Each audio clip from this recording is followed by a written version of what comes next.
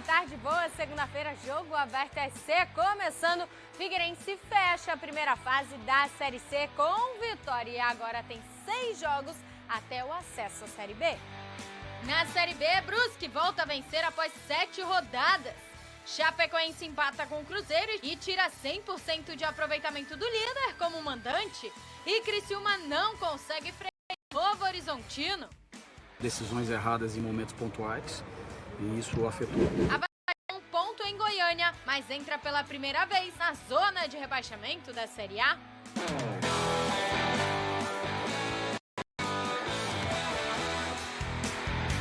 Depois dos jogos de ida com as equipes de fora levando a melhor, algumas surpresas em campo nos jogos de volta das quartas de final da Série B do Campeonato Catarinense.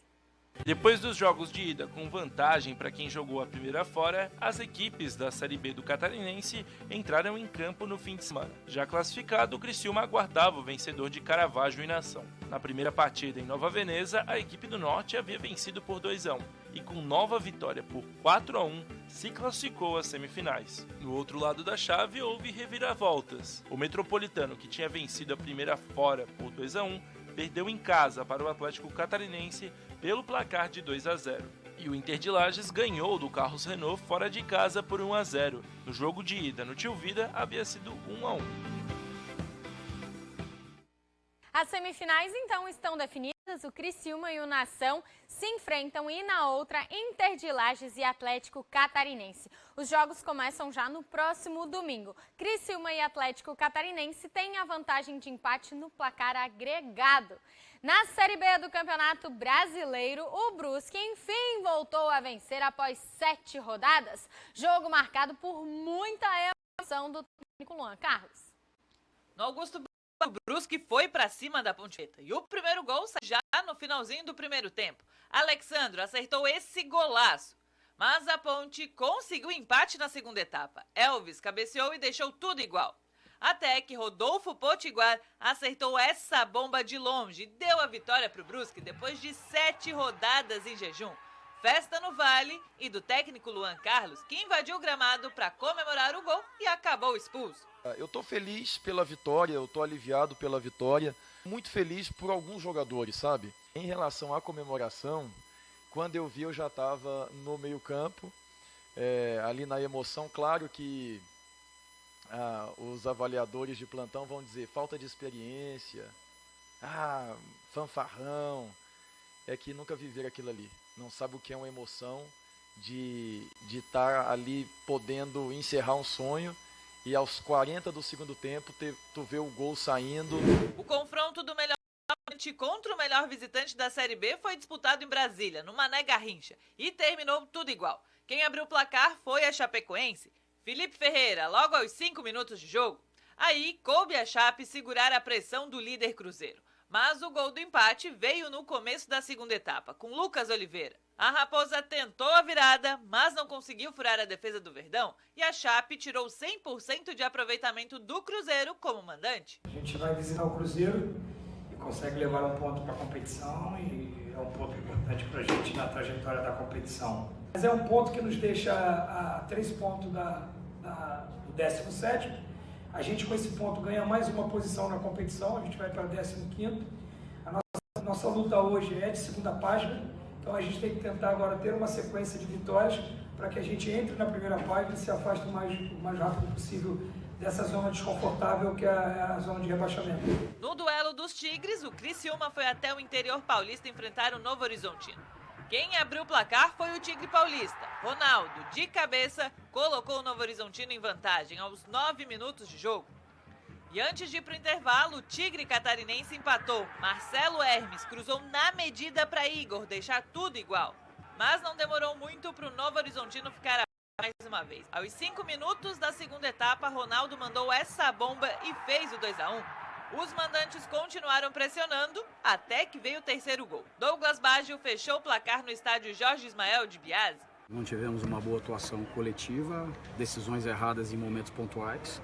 E isso afetou oscilações ali de instabilidade emocional, de feeling, de experiência, que a equipe na altura do campeonato não podemos cometer.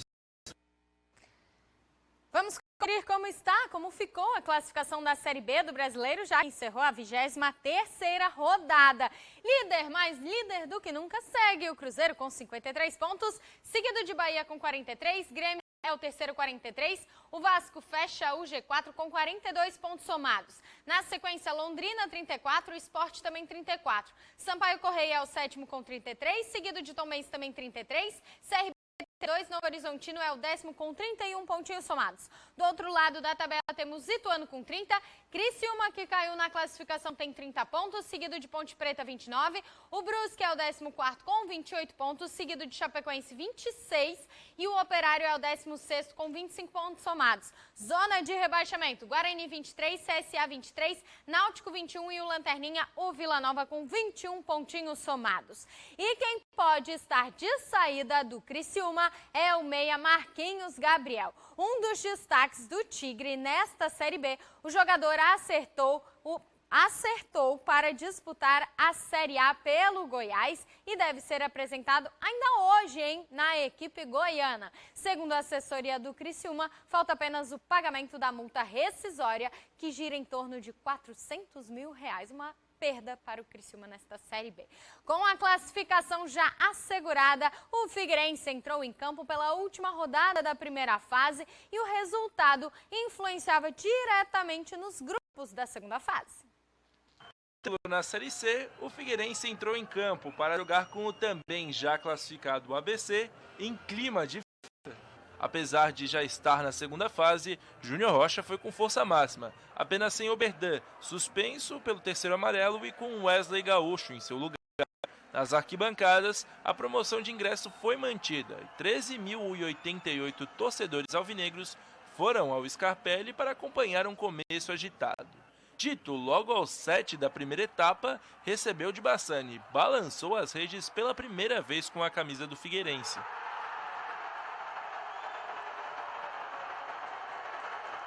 Como o resultado influenciava na ordem dos grupos da segunda fase, o alvinegro também estava de olho nos outros jogos. Vencendo por 1-0, o alvinegro saltava para a terceira colocação e estaria enfrentando Paysandu, Botafogo de Ribeirão Preto e Aparecidense.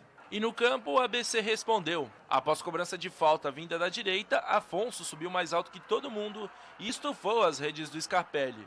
1-1.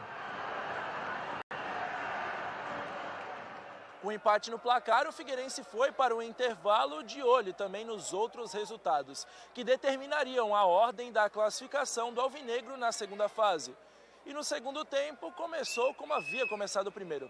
Tito era realmente o nome da noite. Aos 2 minutos, logo na primeira chance da segunda etapa, o camisa 9 alvinegro dominou uma bola difícil e chutou de perna direita para fazer a festa do terceiro colocado da Série C. Figueira 2, ABC 1. O restante da segunda etapa foi mais arrastado. Os goleiros Wilson e Matheus Nogueira não faziam grandes defesas. O que estava realmente agitado era a briga nos outros jogos. Vitória e Aparecidense disputavam a 7ª colocação. O time baiano jogava em casa contra o Brasil de Pelotas e a Aparecidense também em casa, contra o Botafogo da Paraíba, outro adversário direto. A Aparecidense marcou logo no começo, aos 4 de jogo, e venceu por 1-0. Enquanto isso, o time baiano batendo o Brasil de Pelotas por 2-1, o que deixava o time goiano na 7ª colocação.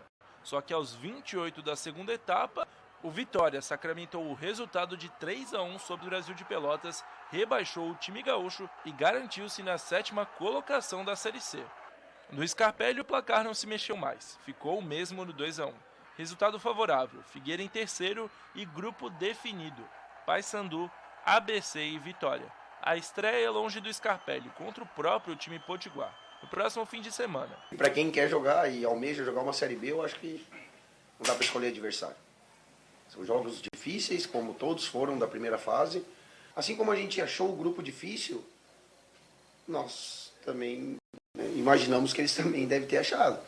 Porque assim, se a gente achou difícil pegar o Paysandu, ABC e Vitória, os caras devem estar pensando assim, o Figueirense que é da nossa chave. Sabe que aqui tem torcida, nosso time é bom. Meu amigo, essa fase vai ser pedreira. Agora sim, os 2 grupos do quadrangular final da Série C estão definidos. Vamos conferir porque no grupo B estão Mirassol, Volta Redonda, Botafogo de São Paulo e Aparecidense. Esse aí é o grupo B. No grupo C, que é o do Figueirense, tem Paysandu, Figueirense, ABC e Vitória. Os 2 primeiros de cada grupo conquistam o acesso à Série B. As datas e os horários a CBF ainda vai definir dos duelos que já começam agora no próximo final de semana. São 6 rodadas, turno e retorno. O Figueirense tem o primeiro jogo contra o ABC em Natal e a vantagem do Furacão é que decide a última rodada em casa. A Bia Haddad está fazendo história no tênis e ela é a primeira brasileira a chegar na final WTA 1000 e ficou com vice em Toronto. No WTA de Toronto, Bia Haddad entrou para a história, mas não conseguiu superar a romena Simona Halep na final. Derrota por 2-1 e vice-campeonato. Mesmo caindo para a ex-número 1 do mundo, Bia foi a primeira brasileira a chegar à final de um torneio nível 1000 e garantiu a 16ª posição no ranking. E a fadinha está voando. Na etapa de Seattle da Liga Mundial de Skate Street, Raíssa Leal levou a melhor e foi campeã. A brasileira Pamela Rosa ficou na 2ª colocação. Com o lugar mais alto do pódio, a fadinha do skate se tornou a maior vencedora da SLS entre as mulheres. Foram 21 rodadas fora da zona de rebaixamento, mais um empate do Avaí fora de casa, junto com os outros resultados, colocaram o Leão pela primeira vez no C4. A missão azul e branca era quebrar a sequência sem vitórias e vencer a segunda como visitante. O rumo do jogo contra o Goiás na Serrinha até parecia ser o que o Avaí queria e precisava. Acho que a gente não começou tão bem o jogo. A equipe do Goiás começou pressionando um pouco mais, a gente errou alguns passes no início. Mas, na minha visão, a partir dos 18, 20 minutos do primeiro tempo, a gente teve um domínio de posse de bola, um domínio territorial, oportunidade de gol. O Goiás assustou no início mesmo. E como disse Barroca, o Avaí começou a reagir. Guerreiro tentou acertar esse chute. Potker também teve oportunidade, mas parou em Tadeu. Até que no fim do primeiro tempo, Raniel foi derrubado na área por Maguinho. Pênalti. E o Avaí, sendo o time que mais converteu gols de pênalti, foi com ele na cobrança. Bissoli balançou as redes, 1-0 para o Leão. Esse foi o 11º gol de Bissoli na Série A, sendo o 7º em cobrança de pênalti. A etapa final começou com gol, mas do Goiás, com Pedro Raul. Só que para alívio do torcedor havaiano, o VAR chamou e o árbitro anulou o que seria o empate, por ver toque de mão na bola.